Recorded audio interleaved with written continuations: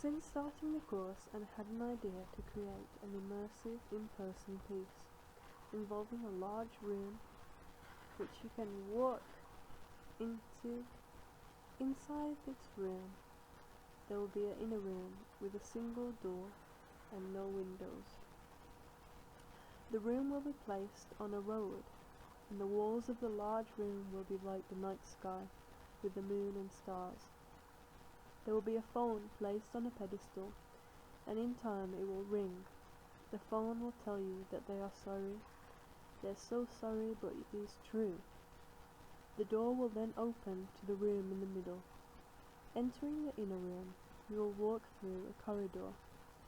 Through this large corridor, there will be 5 doors, and through each of these doors, there will be him in different situations.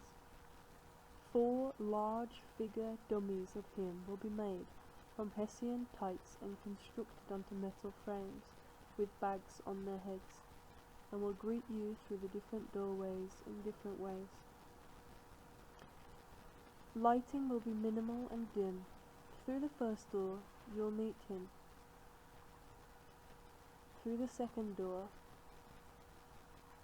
you will see him sitting at a bench with his arm on the rail, and you're invited to sit next to him.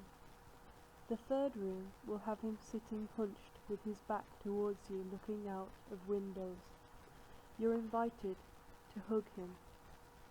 Through the fourth door, we see him lying on top of bunk beds. There is a bed beneath him, and you're invited to lie under him. In the last room, through the last door, there is an empty room, just a light to be found.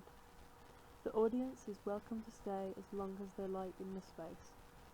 So, that is my major idea.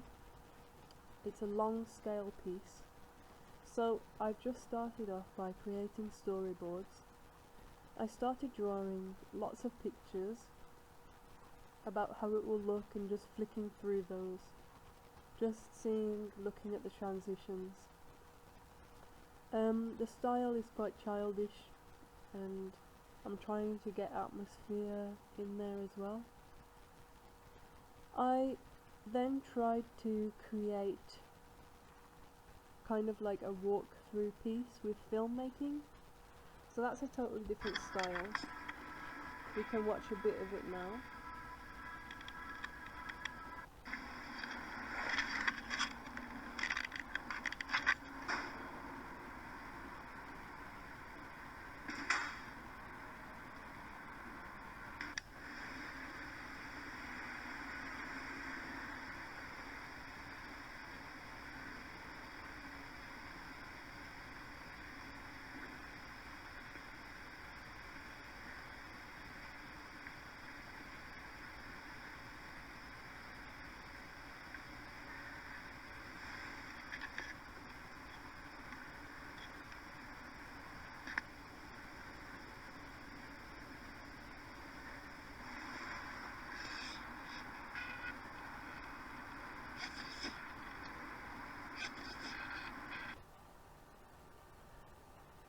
This works well, I think, but I filmed the protagonist as a real person with a pillowcase on their head.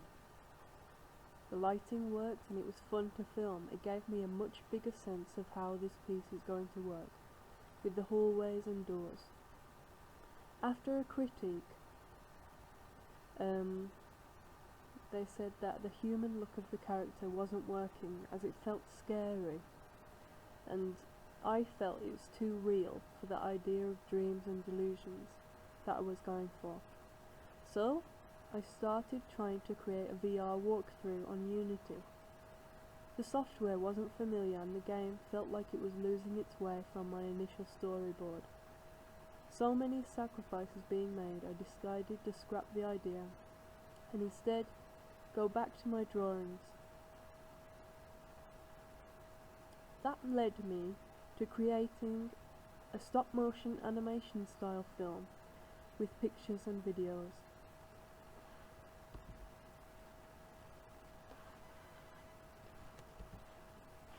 And there's some of them. Some images from the video. I'm researching a lot into psychoanalytics.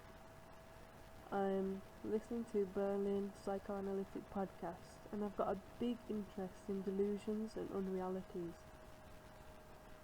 Also, the History of Delusions podcast is really good too. I'm looking at those unrealities and delusions inside every person,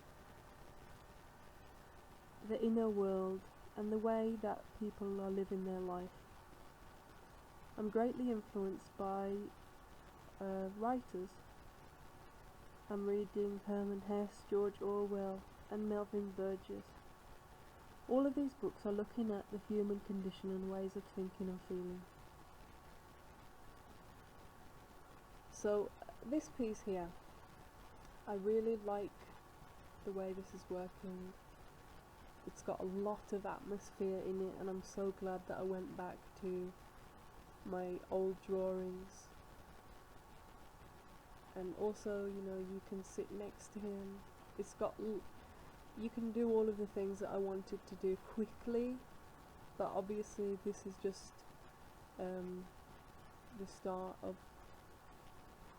of my future piece.